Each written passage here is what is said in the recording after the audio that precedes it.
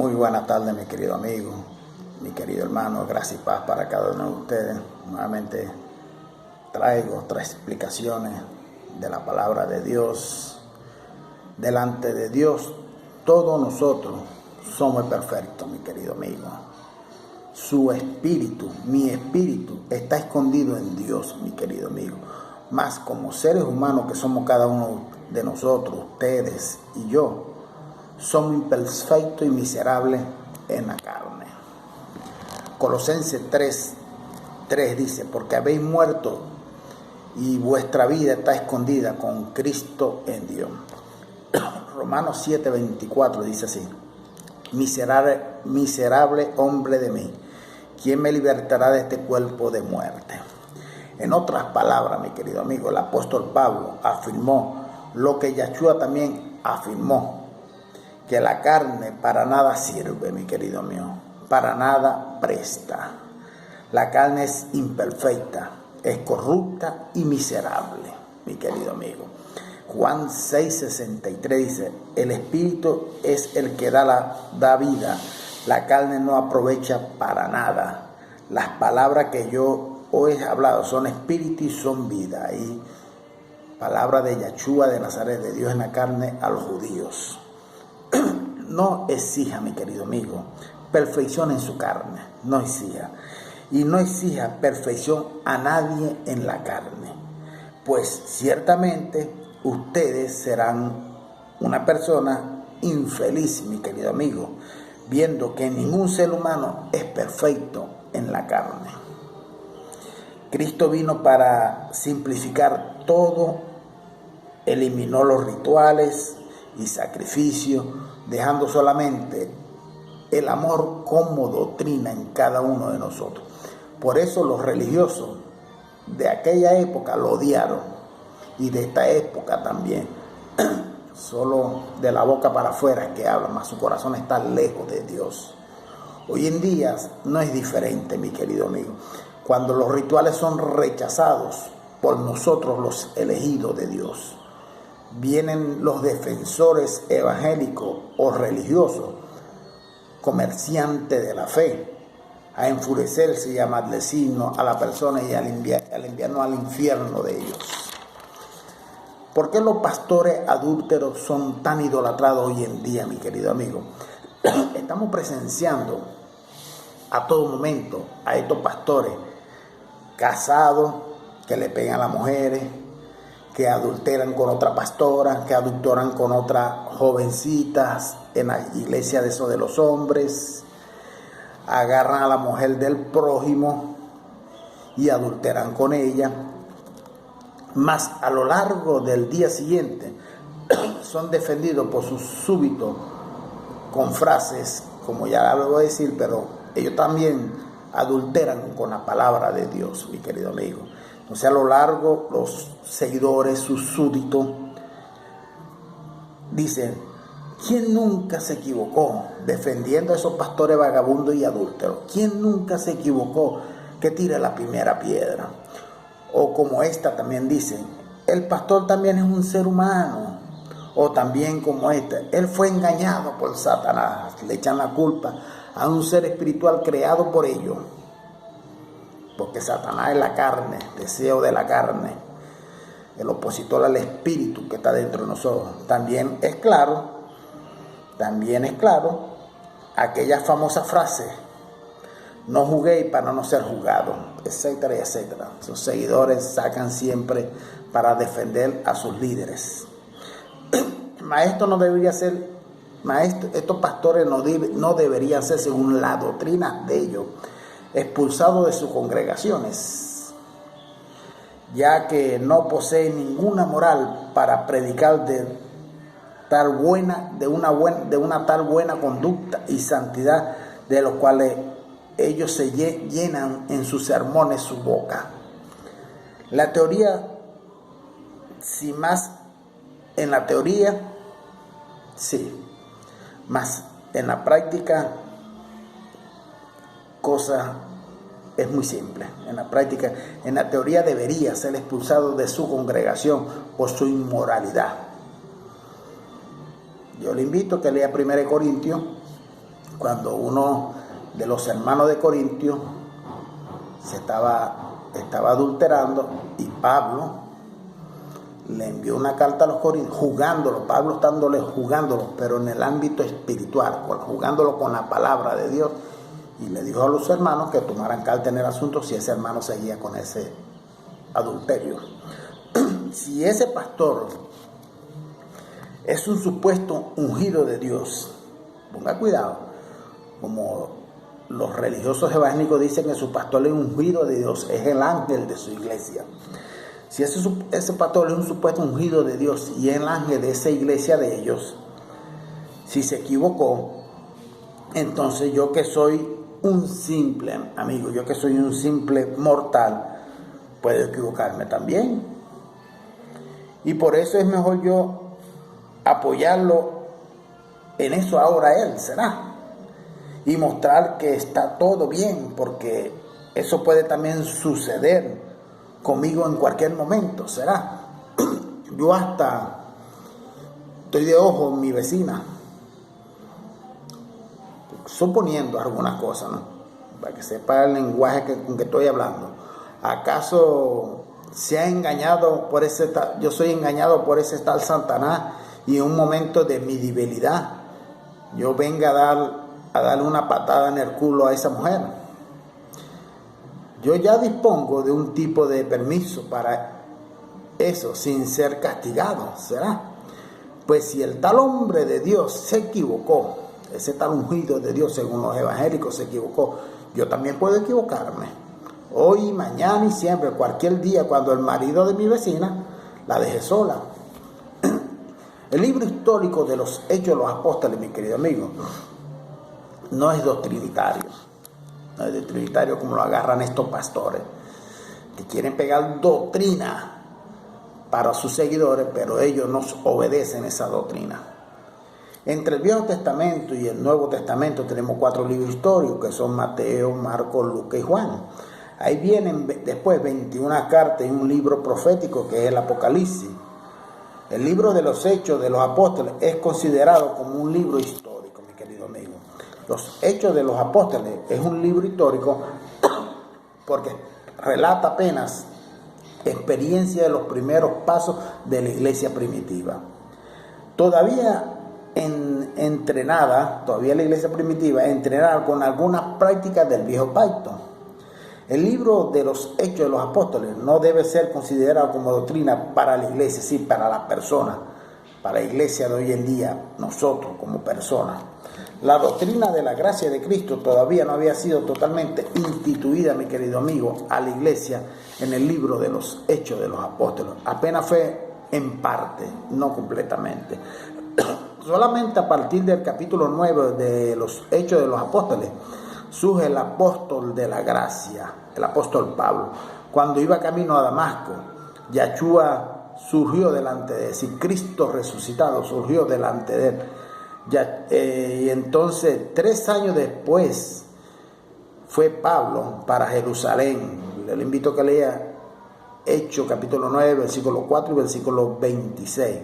El libro de los Hechos de los Apóstoles no es considerado como doctrina porque hay muchas contradicciones y divergencias con las cartas de Pablo, principalmente a lo relacionado con la ley y la gracia.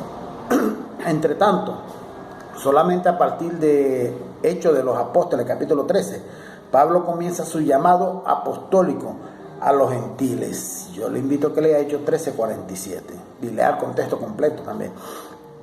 La iglesia de los Hechos de los Apóstoles todavía no poseía el total entendimiento del sacrificio de Yahshua. Prueba de esto está en Hechos capítulo 2, versículo 38.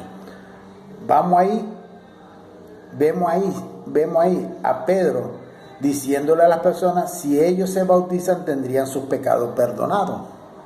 Eso todavía no era de la gracia de Dios, eso era de la ley, de las costumbres judaicas. Contraposición a lo que Pablo estaba enseñando muy claro en Hebreos 10:12, donde dice que los judíos son perdonados por la sangre de Yahshua y no a través de un baño de agua. Por este y otros varios motivos contextuales de ese libro, No debemos considerar ese libro como una doctrina a ser seguida por la iglesia, por nosotros que somos la iglesia hoy en día, más como una fuente de conocimiento histórico muy importante sobre el inicio de la iglesia de Cristo, mi querido. La religión nunca te va a decir la verdad, porque la verdad puede derrumbar su negocio, puede derrumbar su religión, mi querido amigo. Lo que Pablo reveló al decir en Efesios 4, no dé lugar al diablo. La Biblia dice que el espíritu milita contra la carne todo el tiempo. Pues son adversarios. Lo explica muy bien Pablo ahí también en Efesios 4 y en varias partes de sus epístolas. Hay un dicho que dice, y el mismo Yahshua de Nazaret, Dios en la carne, también lo explica. Hay un dicho que dice por ahí, mente vacía es oficina del diablo, ¿verdad? Los religiosos quieren decir que es esa oficina de un tal ser espiritual maligno creado por la propia religión. Mas la mente vacía a la verdad de Dios es en el ser humano, es como un vaso sanitario abierto para los líderes religiosos poder cagar ahí. Infelizmente es así, mi querido hermano.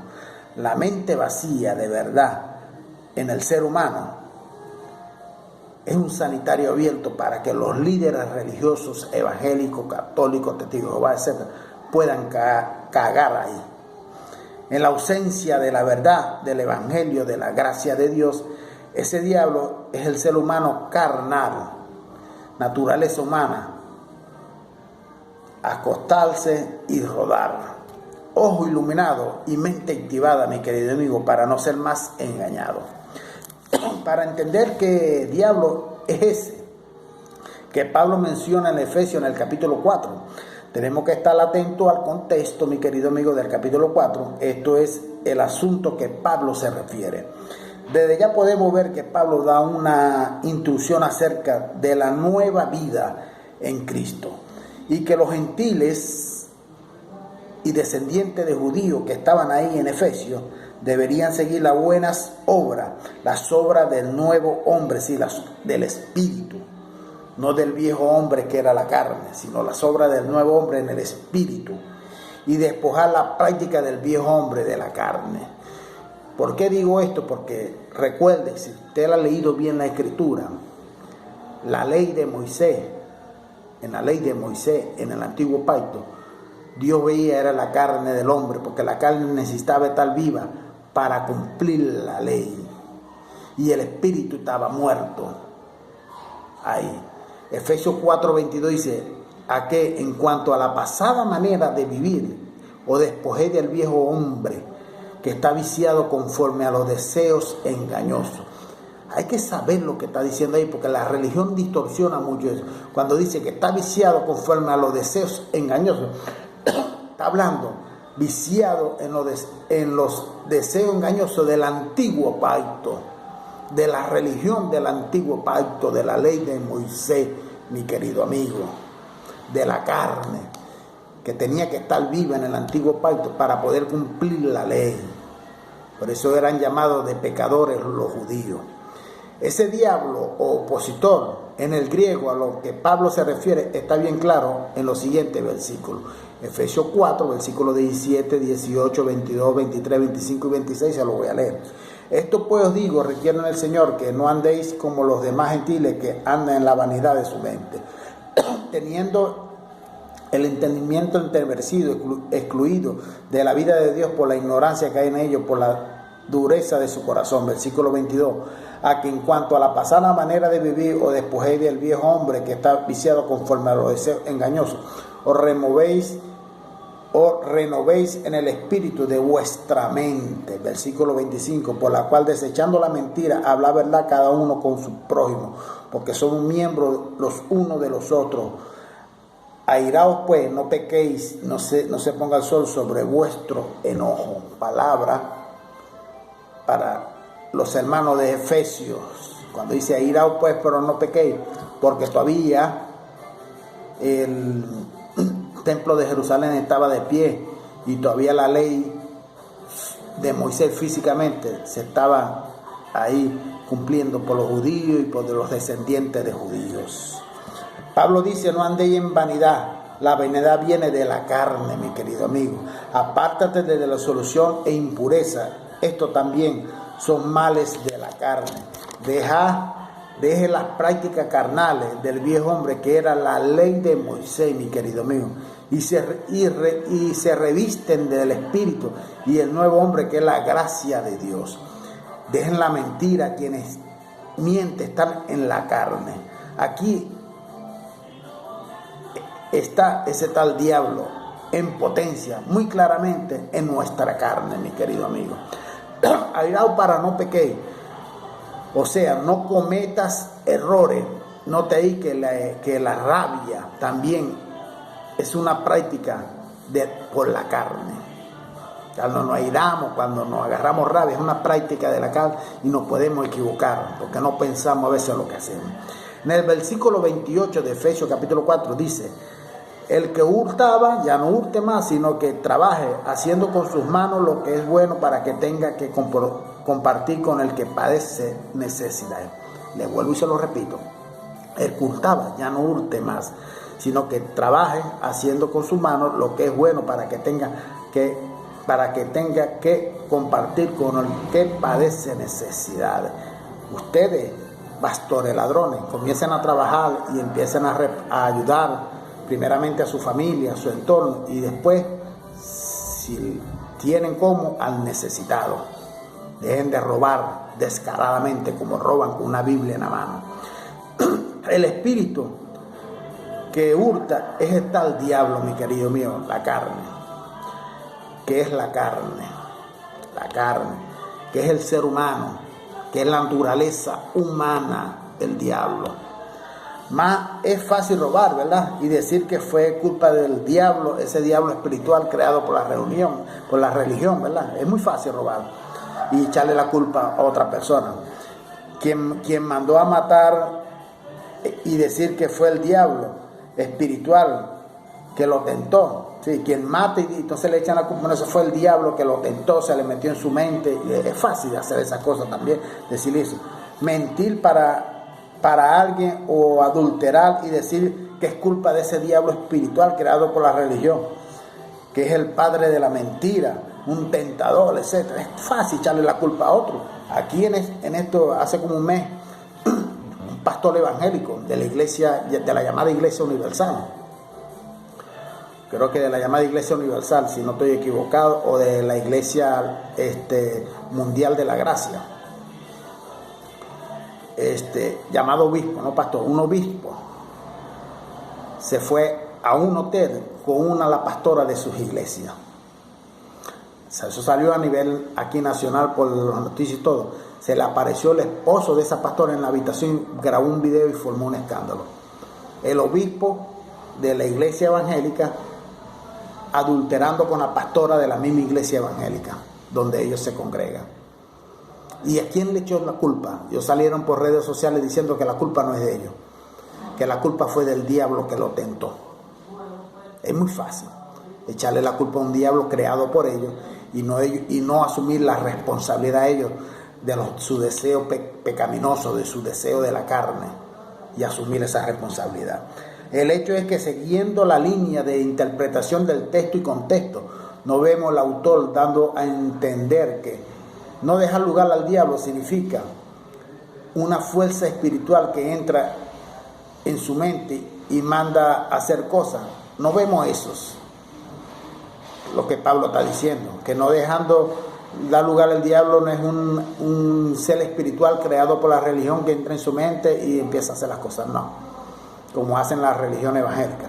Más es claro que si leemos solamente el verso cuestión con la que hacen por ahí en las religiones, que solo agarran un verso y lo sacan de su contexto y le dan otro sentido de lo que Pablo estaba hablando ahí en el contexto completo.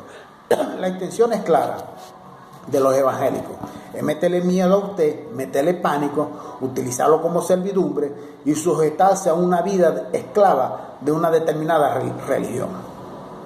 Salga del engaño, mi querido amigo. Por tanto, antes de creer en la religión, cuestione, mi querido. Antes de recibir, lea con la dirección del Espíritu Santo. Antes de aprobar y practicar algo, coloque prueba ni todo está con la verdad de la palabra de Dios. Y como dicen el dicho por ahí, una mentira dicha y repetida varias veces se torna en una verdad. 1 Corintios capítulo 10, versículos 2 y 13 dice: así que el que piensa estar firme, mire que no caiga. No ha sobrevenido ninguna tentación que no sea humana, pero fiel es Dios que no permita que seáis tentados más de lo que podéis resistir, sino que proveerá también juntamente con la tentación la vía de escape para que podáis soportar. Por eso la Biblia dice que el espíritu milita contra la carne todo el tiempo, pues son adversarios, mi querido amigo. La carne, que es Satanás, que es el diablo, y el espíritu, todo el tiempo son adversarios. Están militando, peleando las 24 horas del día. Pues lo que plante usted en la carne, lo que yo plante en la carne, eso es lo que vamos a recoger nosotros en la carne. Más lo que plantemos en el espíritu, lo que plante usted en el espíritu, lo que yo plante en el espíritu, eso es lo que vamos a recoger espiritualmente. En los actuales días, mi querido amigo, en que vivimos hoy, el sistema religioso evangélico y las demás denominaciones, con sus adeptos de mente cauterizada, no aceptan la libertación de las mentes de los elegidos y predestinados por la gracia de Cristo resucitado. Y afrontan esta palabra por falta de entendimiento y soberbia de una falsa comprensión que ellos tienen. La verdad va a golpear en el fondo del alma y del espíritu de quien se propone a oír el evangelio de Cristo. Mas solo los fuertes, mi querido amigo, los predestinados, los elegidos de Dios, prevalecerán. Entonces yo te invito, mi querido amigo, que lean, que investiguen, que cuestione, que te dé cuenta que el templo de Dios eres tú, que el templo de Dios no son 4 paredes, que te dé cuenta que la iglesia de Cristo eres tú, que no son, la iglesia de Cristo no son 4 paredes, que cuestione cuando te estén enseñando algo y tú te des cuenta que está equivocado, que te dejes guiar por el Espíritu de Dios que habita en ti y no por tus oídos carnales y tu mentalidad carnal, mi querido amigo. Yo te invito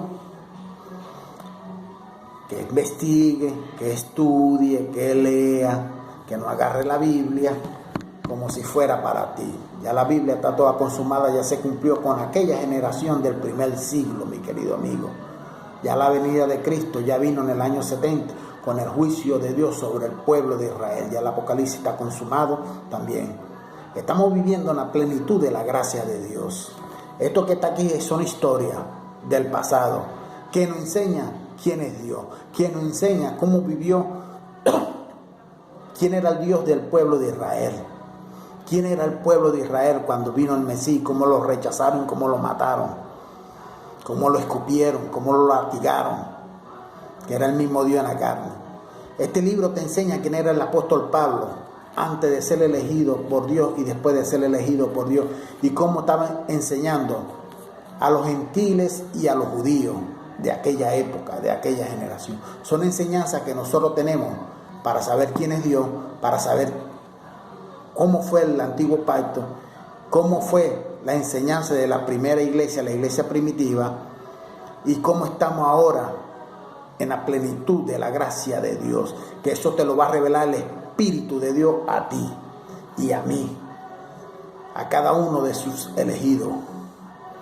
Sabemos que todos somos hijos de Dios, pero somos unos hijos electos de Dios, hijos de honra, y otros son hijos de ira, hijos de perdición de Dios.